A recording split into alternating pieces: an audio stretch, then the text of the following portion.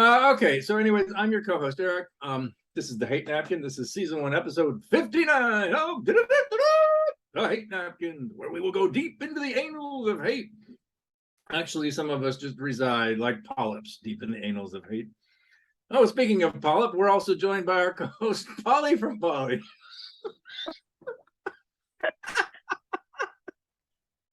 Joining us from the lovely San Francisco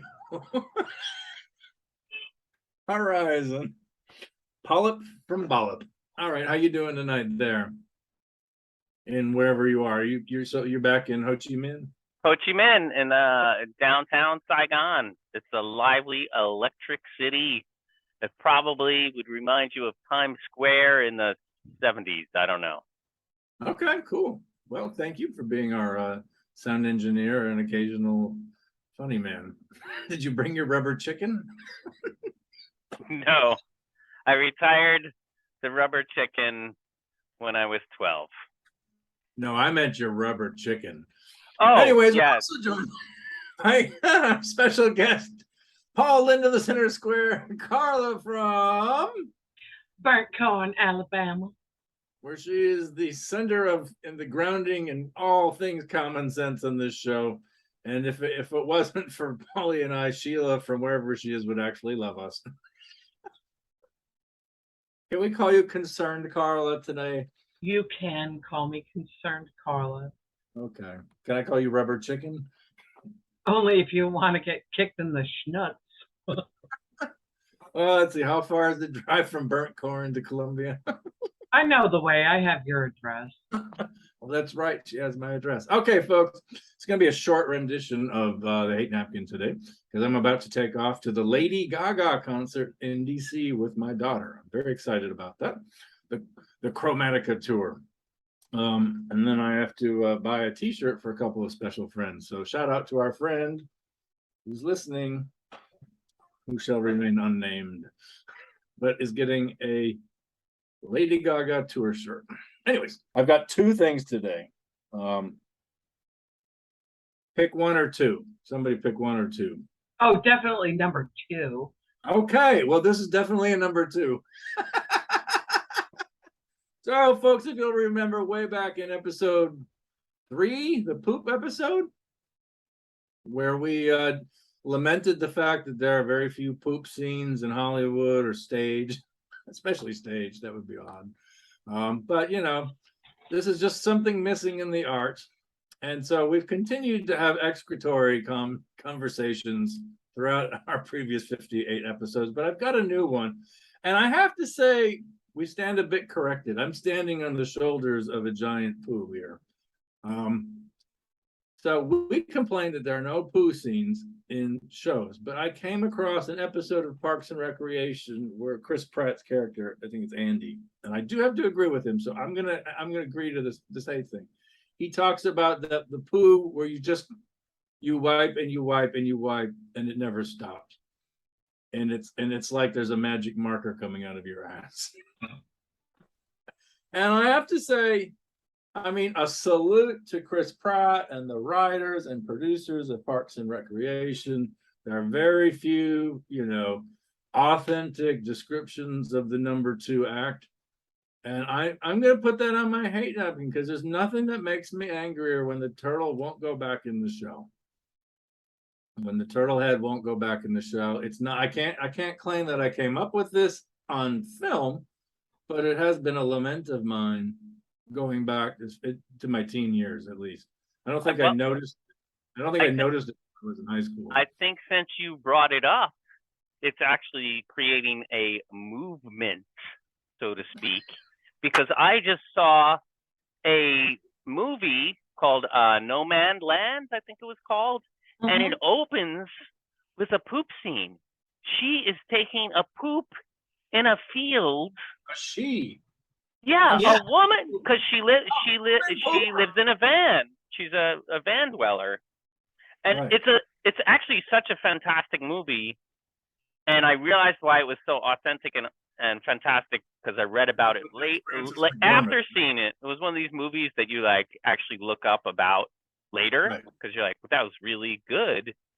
It almost came off as a documentary. And the reason why is that a couple of the actors in the movie were actual van dwellers that the filmmakers had met with to do the research for the movie. And they're like, do you want to play this small part or whatever? And they were just actually themselves. So, but there's only like 3 roles like that, minor roles, but they were like, they played themselves. It's a really good movie. 3 minor toilet paper rules? No, but sorry, I don't want to get into the movie. Let's talk about the bowel movement. That's with Frances McDormand, right? That's so the reason the bowel movement scene, it was authentic. Like she was really taking a shit. Like you could. That's the point. Is that she was really taking a dump.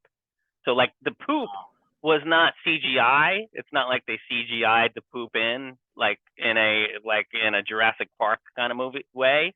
It was like actual poop coming out of her anus into a real field, and it was beautiful. Really? Authentic poop scene. Wow. Yeah, I think we have started a movement. But I mean, back to there's nothing worse than just trying to get it all out and it won't go away. And it's just frustrating because there's not. I mean, then you get to the wet paper towel or wet wipe stage, where you're like, okay, this is war. I'm going to war with my anus. And then you're like, and then you get to the stage where you're finally like, okay, it's shower time. I mean, we are taking care of this. I have what I call 5 wipers, but this also comes back to just the lack of bidets in the United States, and that not only are Americans the most violent, angriest people in the world, and I say this as a side note, like I went to a rock show last night, and I walked through the crowd, and I was a little drunk, and I was knocking people over. I bumped into like 10 people trying to get out the door. And I recall any time I ever did that in the US, the first person I bumped into wanted to like have a fight, where all of these people turned around and said sorry to me as if they did something wrong. So it's just a small note of that Americans suck. Unrelated to pooping. Oh, we could throw that on the hate napkin, Americans. I mean, they should probably spend an episode or 2 talking about that specifically, but it can be a side note to the poop that won't go away. Anyways, that's something I'm sick of it. As I hit my getting close to 50 and become an antique and realize it just gets harder and harder to even reach back there. I mean, there just needs to be I mean, I guess it's the bidet, but it's our homes aren't really structured in the United States for bidets. This is not an easy. But there's a connection here that I was trying to make. The reason Americans are such assholes is that they have poop still hanging on their ass. It's why they're so uptight. It hurts. And they want to start violence because they don't have clean assholes. Like the peace begins with a clean asshole. I need that, Carla. If I buy you that shirt, will you wear it on air? Which one? Peace begins with the asshole. It does, because there's really no reason for the amount of anger in the American. No. I mean, seriously, honestly, look at an infant that's crapped itself and wearing diapers. That's what Americans are. They're basically infants that have crapped themselves. When you clean that ass, that baby's gonna scream and cry. Give it a clean asshole. There's something about a clean anus, and that's the movement we should start. The number 2 movement next to the love napkin is the clean anus. Really, for world peace, I think the TM movement, the Transcendental Meditation movement, wanted to do a world. The whole world meditates at the same time to create world peace. But really what we need are bidets in every country. The BM movement. Right. So we need the BM movement where we have bidets. Clean bowel movement. Actually, the bidet movement, yes. International Clean Bowel Movement. ICBM. Right. And then then Americans missile won't we be can so all uptight. love. Americans won't be so uptight about everything. All right, we got to hand off the torch to Carla. No, 'cause no, we- but before we do that, I also want to say Americans are against immigration and these people coming in. And it's like, no, if you've ever traveled, you're the violent motherfucker. Because every city in every country I've been to, I feel safe walking around at night. I don't feel safe walking around at night in New York City, Atlanta, Chicago. I feel safe walking around at night in Phnom Penh, in Ho Chi Minh City, in every city in China. And I mean, I'm sure there are other places where it's not safe to walk around. I'll go But to season 1, episode 59 of the Pauly from Bali soapbox. I'm done. Sorry. The thing is, when you start talking about Americans, it's like opening the first page of Moby Dick. What we need to do is a several-day webinar on why Americans suck. I'm sure there are other countries with the citizens that also suck and that are also violent. Definitely Italy. But Americans are violent. That's all I'm saying. Mm-hmm. All right, no, I don't disagree, and let's all wipe our asses and make the world a better place. I mean, wipe it all the way. Let's put it this way: thorough ass wiping. TAW. All right, Carla, you got anything to match the ass wiping? Yeah, I think I do. I think the thing that goes on my hate napkin that I think a lot of people have experienced in their life is when a friendship becomes a hostage situation. And it kind of rolls into concern trolling. I have a former friend that I had to completely cut out of my life. He was hyper. This guy went from being one of the funniest, most caring people I ever met to being so hypercritical of everything I ever said and did. I've known him since we were kids. He was bullied in school because everybody knew he was gay. And this was back in the 70s when it was really difficult to be gay and have everybody know it. I never cared. My best girlfriend was his beard. They dated. I tended to gravitate towards kids who were bullied because I was too. He grew up to be angry, acerbic. He says things like, "Oh, I'm all for body positivity and loving yourself, but I get on you about your weight because I'm concerned for your health."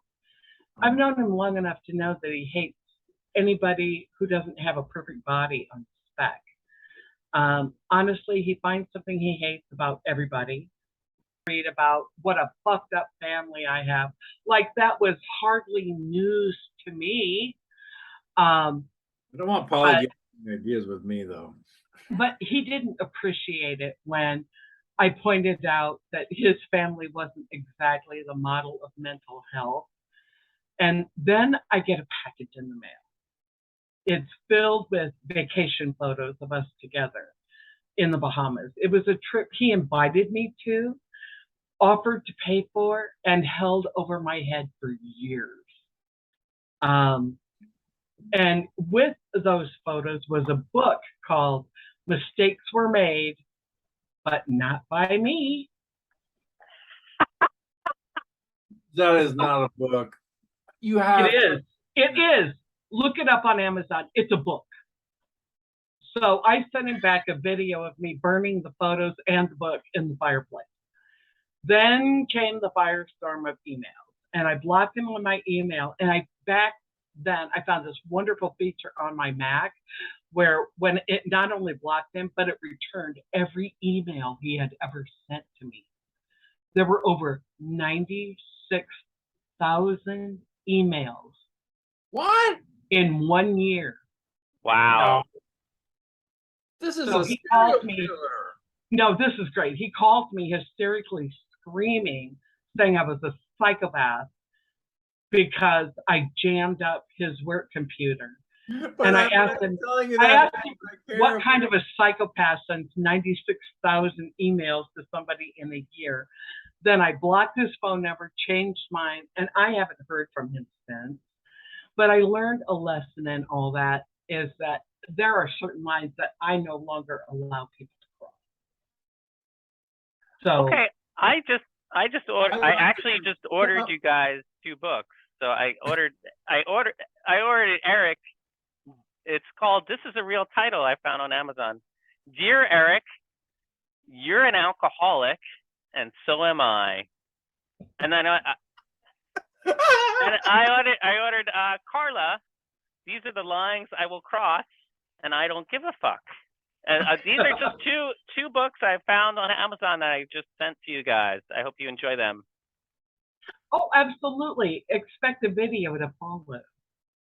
his friend who, when I was a smoker, would not stop telling me how much he hated smoking and was so concerned about my smoking, and then I started writing for his newspaper, and then we did a podcast together. Oh, does he annoy you about drinking now? No. Listen, I actually, I quit smoking 7 years ago. I was a 3-pack a day smoker. I don't tell anybody I give a shit about them.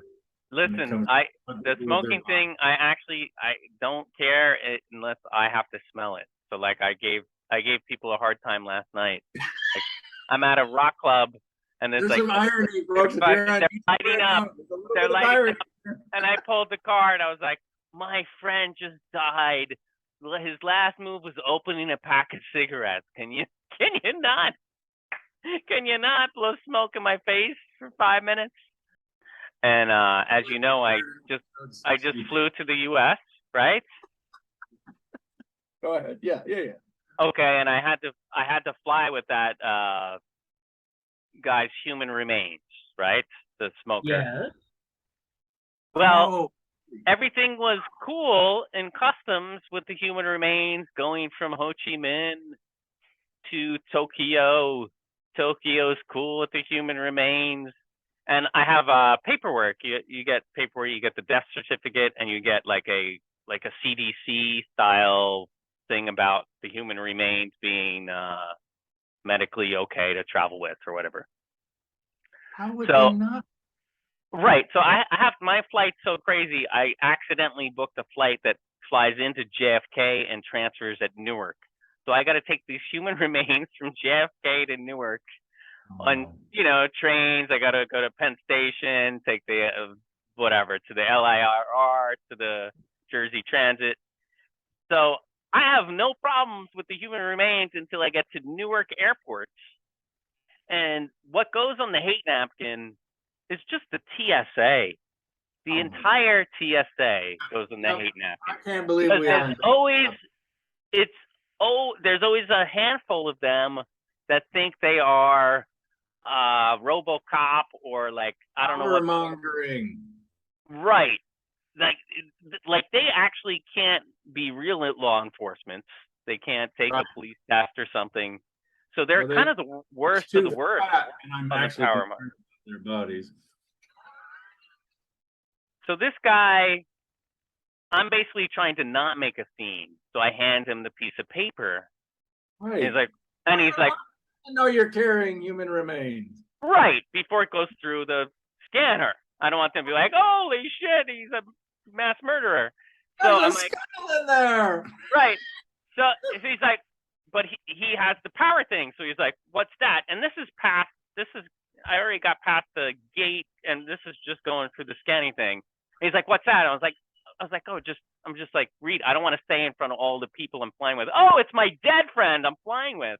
Right. I'm just like, well, just read it. And he's like, that power. He was like, a piece of paper that might make me take the power out of my hand. He didn't like that. Right. So he's like, doesn't want to read it. And I was like, oh, it's about it's human remains, like it's human remains. I have to say it. So then he throws the paper back at me. He's like, oh yeah, nobody cares. I was like so fucking insensitive.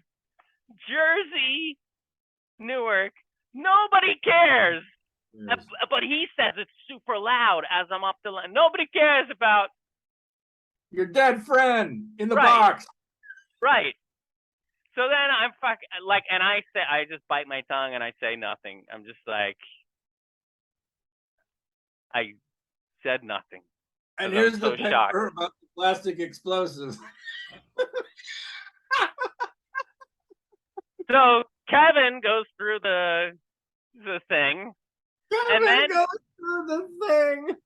and then on the other side, there's a TSA agent. Oh no. They pull my bag, stop my bag, and everything, right? So it was like, apparently someone does care, and I don't even know if they like, maybe they communicated, maybe they didn't. And then I was also thinking, wait, is it? I gotta ask. Describe the container so we have a sense of. so it's in a box, and inside of the box is an urn, and inside of the urn is a bag with officially sealed stickers, which I never looked at because I even opened the box. Right. So for the TSA guy, I gotta just take the string off the box.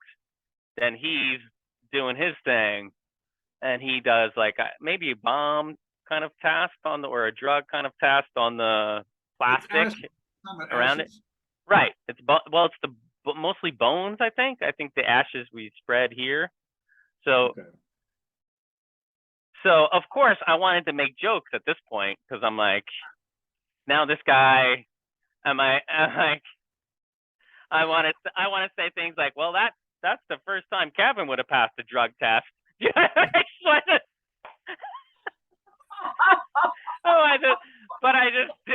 was just like, already I'm dealing with complete insensitive assholes. So what can you do? But bones and ashes. So yeah, because on the scanner, bones would have showed up. Maybe, I don't know. Right. You might have seen. I mean, that could have been a cause. I mean, without this. Right.